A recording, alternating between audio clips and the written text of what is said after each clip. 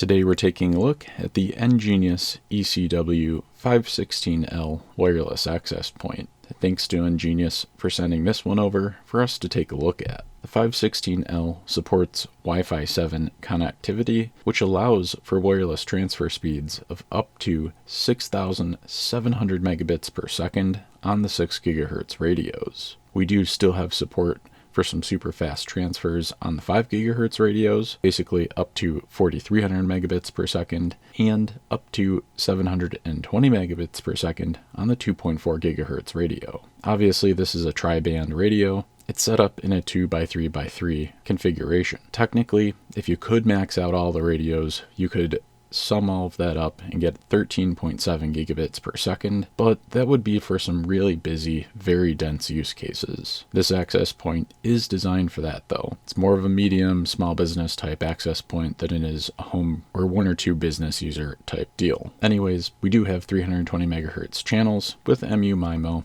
on all of the radios. Definitely going to help when you have very large amounts of clients connecting and transmitting tons of data at the same time. This AP should handle that with ease. Generally speaking, Engenius rates this access point as supporting coverage up to 1,200 square feet, but it really depends on your exact space. You might have more or less interference, or basically tons of stuff or tons of unique stuff in the way of your access point and your clients. So you definitely always have to test when you get your hands on the access point. Like I said, this wireless access point does have support for up to 200 simultaneous connections or devices. We do crucially have a 2.5 gigabits per second copper Ethernet port to help with that total bandwidth. In terms of setting these access points up, it's super easy with the application and using your Engenius Cloud account. Basically, you'll end up downloading the app, and then you can scan in the QR code on the back of your access point and add it to your account. You can add it to whatever pre-configured network you have if you've already got Engenius stuff like I do, or you can create one. As far as adding the access point to your network, generally speaking, it's super easy to do this with the mobile app, but the actual configuration, wireless SSIDs, and all of that type of stuff, your VLANs, your IP scheme, you'll do most of that through the Engenius Cloud account. They do have a free version and a paid version. You definitely don't have to get the paid version, but the paid version does unlock some extra neat monitoring type features and a little bit of alerting, I think, which could be useful if you have a larger business or if you're running an IT business and managing the network for some other local business. I really think it's handy for managing multiple sites.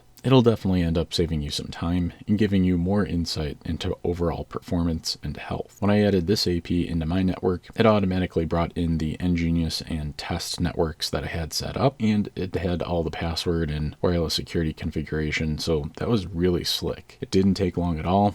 Basically just had to download that configuration and then reboot. Just a couple of minutes. And that was all automatic. It's basically as easy as it gets if you're adding onto a network, and it's still pretty simple if you're building from scratch. There's a fair amount of config that you can do in the Engenius web portal, but you can also configure a couple of things inside of the app. There is some local management for these. You can actually go to the IP address for this wireless access point on your network, though the configuration will be a little bit limited when you actually have it joined to your Engenius account. Again, most of that will be done in the cloud account, even if you have the basic or the free version.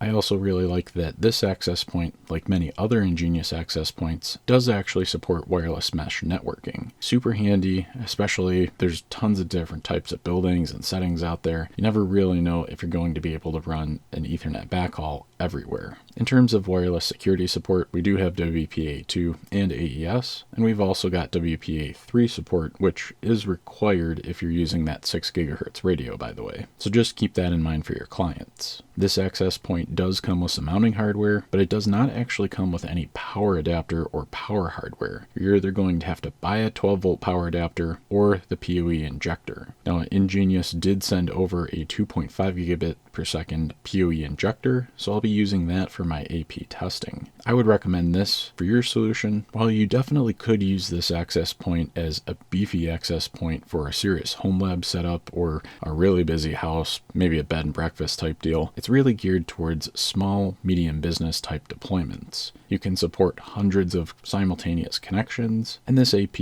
is really built like a tank at the end of the day. The Engenius configs can be as easy as you want, or you can really scale them out to be part of complex networks. works. As far as my testing went, I have a Wi-Fi AX or Wi-Fi 6 adapter in my laptop and most of my smartphones. So in terms of my testing, I was able to max out just regular SMB sharing at about 100 megabytes per second or just about 1 gigabit per second, which in my environment for AX performance is quite good. I have a lot of interference, I'm running a ton of APs, and I can even pick up signal from neighboring APs from people in other houses, so I'm pretty happy with that. Right now, in terms of pricing, this access point is coming in at just $200 on Amazon, which to me seems like a pretty good deal given the performance, solid build quality, and all the features and configuration that you get with the Engenius cloud setup. If you're interested in picking one of these up, I'll leave an affiliate link in the description below, and you can definitely check that out. If you're into gaming and the occasional home lab videos, consider getting subscribed to the channel, and until next time, stay connected.